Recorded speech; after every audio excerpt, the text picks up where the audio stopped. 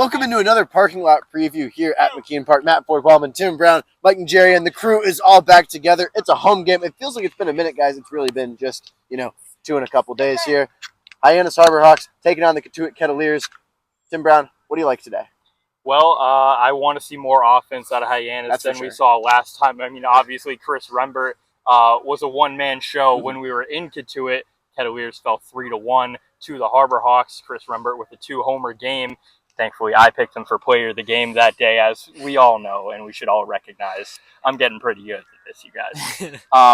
But today, you got to see somebody else making some kind of production for the Harbor Hawks. Otherwise, defensively, they were locked down in that game. No earned runs, just one run allowed. And Carson Yasa was really good in that one. We'll see what we get out here.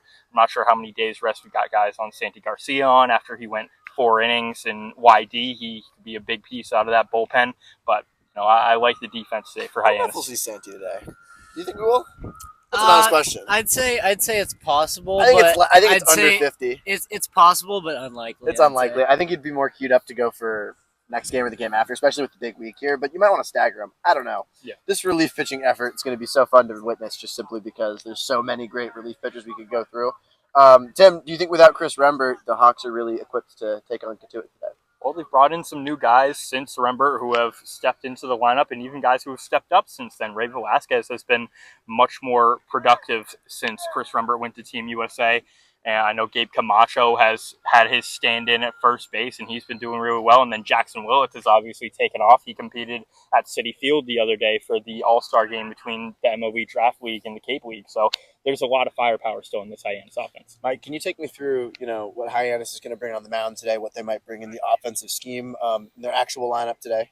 Yeah, so we got the big lefty Brett Landman on the bump today for the Harbor Hawks. This is going to be his 3rd start of the summer. His last start was exactly a week ago against Brewster. Pitched 3 innings of 1-run ball.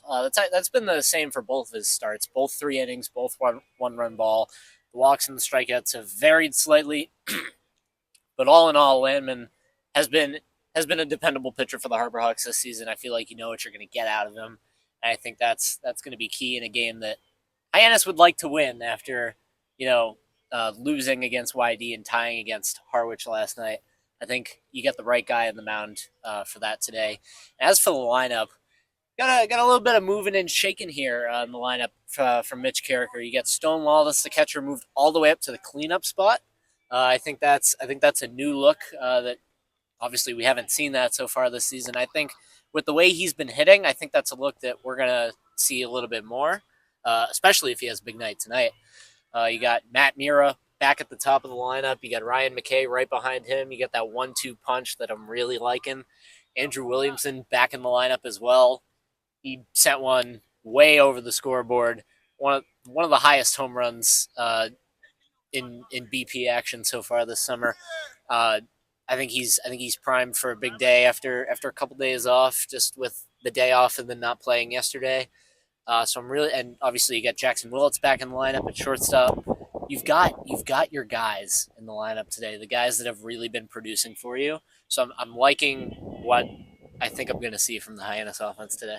2 games in a row, 2 non-wins, the tie, and then also the loss against YD. Who do you think in the lineup has that little extra competitive bone in their body? They want that win a little bit extra. Who do you think is going to kick it in an extra gear today? Ooh, I think a lot of guys in that lineup are really going to want to get back on the horse today, get a win. But I think Ryan McKay back up to the top of the order. He was in the middle of the order yesterday against Harwich, and he had himself a 3-hit day. It was a really good day for Ryan McKay.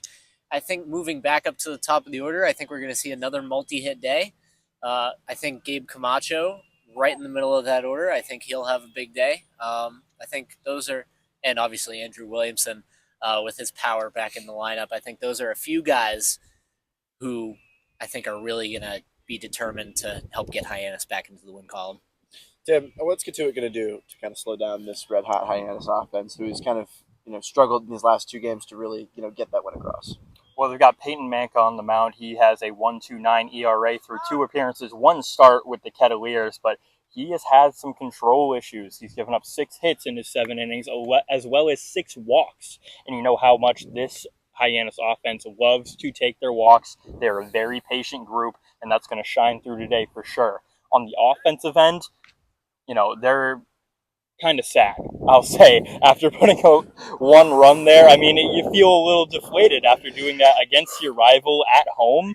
I mean, it's a little heartbreaking if you're the Kettleers. So I want to see a guy with some flair come through. And I'm going to shout out Andrew Wiggins. He played the national anthem on the saxophone before the game in Cotuit.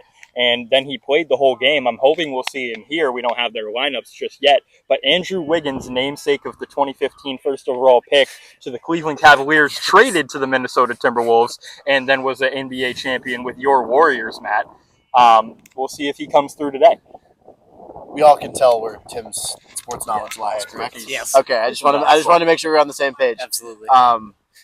Great ball knowledge there, Tim. That Thank was well constructed. So Cotuit really needs to come in and try to find some offense early. I think, Hyannis has done a great job at securing their first 4 innings, getting that bullpen. On the other side, they've done a great job mowing through tough pitching.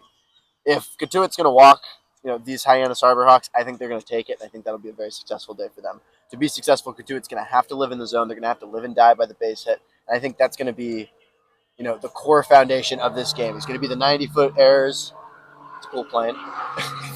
Yeah, very, very noisy. Very noisy. Probably cool from plane. the Hyannis airport. It's very small. Probably. We see some cool ones up here. We got all sidetracked with planes. I don't know if it's a guy thing or something, but planes are cool. Planes are cool. Planes are cool. Objectively. Should we do player predictions before we just talk about planes this whole time? I guess so, yeah. Maybe. We should probably do our job.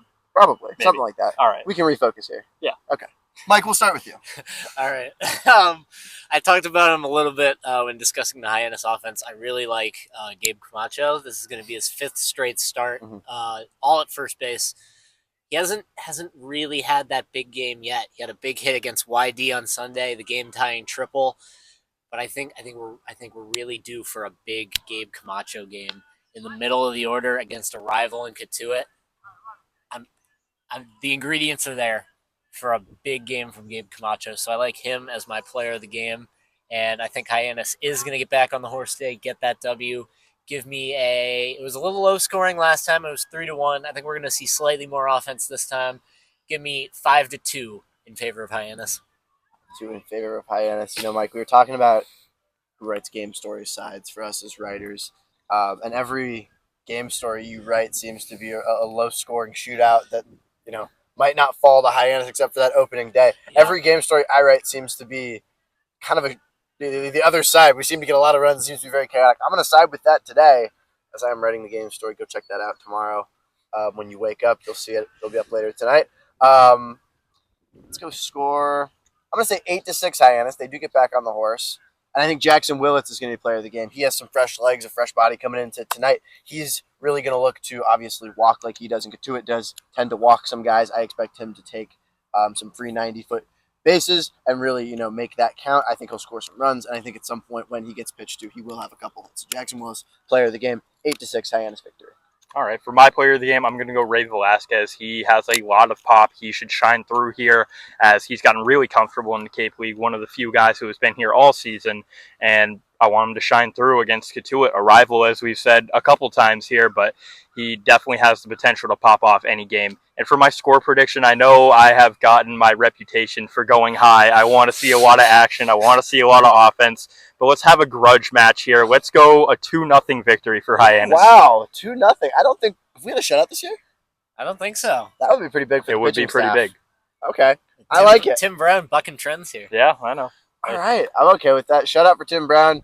High score for me. Mike, a little bit of a back-and-forth battle. Kind of in the middle. Kind of in the middle there. I like what we got. Any last messages for the fans, fellas? Yeah, I think we got one more. We got one more? Yeah. Go Hawks!